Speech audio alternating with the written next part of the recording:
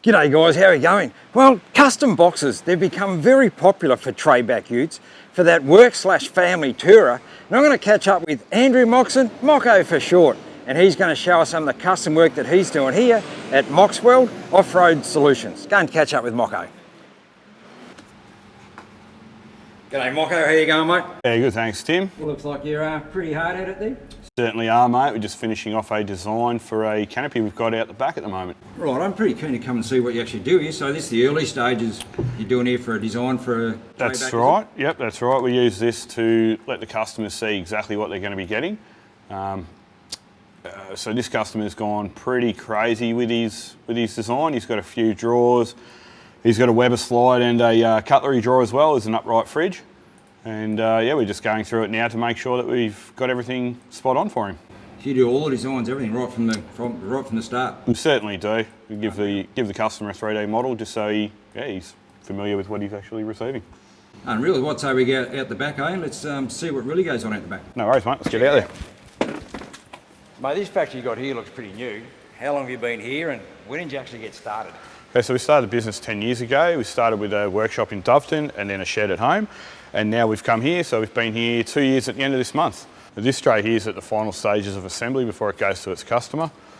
He came in with a steel tray on the back of it. He wasn't too happy with the style and the weight, so we've designed a fully aluminium build for him. And this is in the final stages before we start dressing it all out. So keeping that weight down too, nice lightweight? Yeah, it's very important these days with GVMs and all the legalities surrounding that. So this one's just getting a tray by itself. Further on he'll go and get a canopy. We've got one with the canopy on down the back here if you want to go and have a look. Let's go and check that out. No worries. Righto mate, so what stage are we at now with this one? Looks fairly complete. Yeah, so before any of our products go to powder, we actually completely assemble the unit just to make sure that everything's going to fit properly, get our door alignments right, just make sure everything's spot on and pre-drilled. Basically ready, so when it comes back from powder we can completely put it back together with a lot of ease. So this one we've all done inside it. We've got electrical panels, overhead storage boxes, a lot of tie down points in there. This is more focused on getting a lot of items in there in such a small box, so we like to create a large space. Large space you'll always get small items in. The rest of it, we've got our storage boxes down the side here. Good for recovery gear and small compressors as such. But yeah, once again, everything will get tested, make sure it fits, then we pull it all down, it all gets sanded and prepped before it goes to powder. All the locks, all the hinges will come off and off it goes. Right, so once this one comes back, then it gets complete fit out with wires and lights and all that. The whole shooting match, yeah. So we'll have electrical systems going in this with lights on the doors, chargers and inverters will be up in the panel with easy access. And yeah, it all gets fitted up from there. Right, so if you've got one we can have a look at that's really all finished off. And we certainly do. We've got one that's completed out the front. Let's go and have a look, eh? Check it out. Right, mate, so we're now at the final stage. We've seen the early stages from the frame being built to that one down the back down there where before the powder coating goes on. Now we've got the full finished product. What have we got going on here, mate? So this one here is modelled off a light family tourer.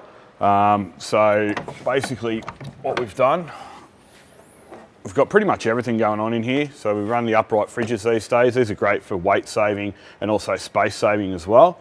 It allows you to have a lot more storage on the other side. Obviously you go away with the family, you've got a lot more stuff you've got to take with you. We've got the lighting going on. We run central locking as well. Run storage benches and also prep benches as well. Fully customised. Fully customised, so every customer can come in here and change it around or anything like that. There's no set design. It's all based on what the customer wants. Obviously we can help them with it if they're not sure, but generally the customer has an idea in their mind and we'll sort of help them get to achieving that. Finished product. That's yeah, right, fantastic. Yep. And got a lighting, that sort of stuff. Got a stereo up here, mate. Got a bit of a jukebox going on. We've gone with the radio in the canopy purely because you can drain your car battery quite easily if you've got your radio running all night, so that actually runs off the dual battery system. Right. And it's easier to just have everything in one spot. Yeah. We've even got the battery management up there so we can manage everything that's coming in and going out with the solar on the roof that's permanently hooked in.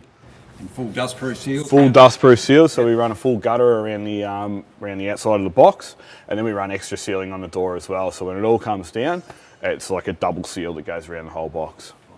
Got some lights and all that sort of stuff. Yeah, so we run the Some lights up going here in. that are dimmable, and they also change from orange to white. So the orange for the bugs, try and keep the bugs away at night.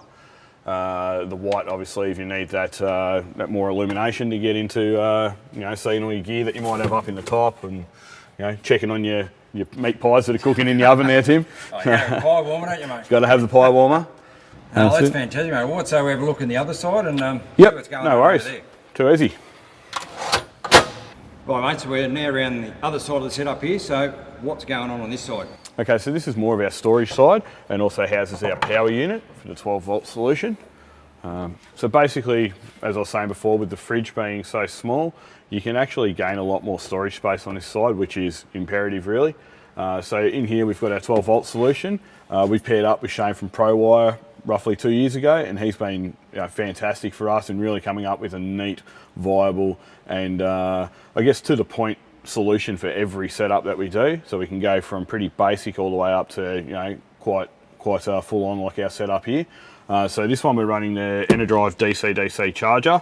We've got the 1000-watt inverter which powers up all our battery tools. We also run the battery management system on this side as well, so we can continually check what's coming in, what's going out. We've got our fuse holders. We've also running USBs and SIG sockets, and we've got an extra solar input Anderson plug here in case we want to, we're going away for a long time, we want to run an extra blanket and really pump up that solar. And we've also got an Anderson power output which can be adapted to any 12-volt accessory. We're still running the same lighting on the side there with the dimmable orange and white.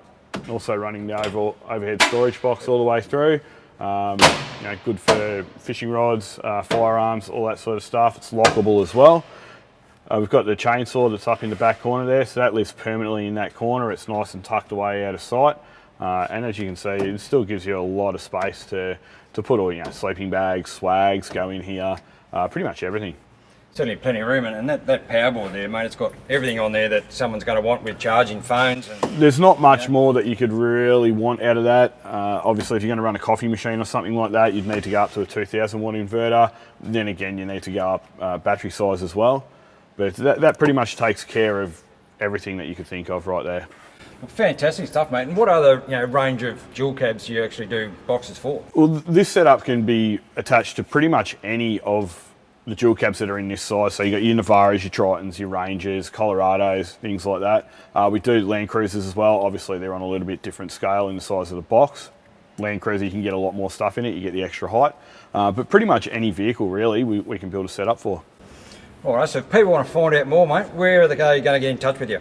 You can search us on Google and also find us on Facebook under MoxWelding, or contact us directly by phone on 0411 560 702. It's been great having a bit of a look through your workshop. No worries, Tim. It's been fantastic. So there you go, guys. If you want to find out any more about any dual cab boxes you want for the back of your vehicle, give Mocko a call and fair chance to see you out in the bush someday. No worries, mate. Tim. Too easy.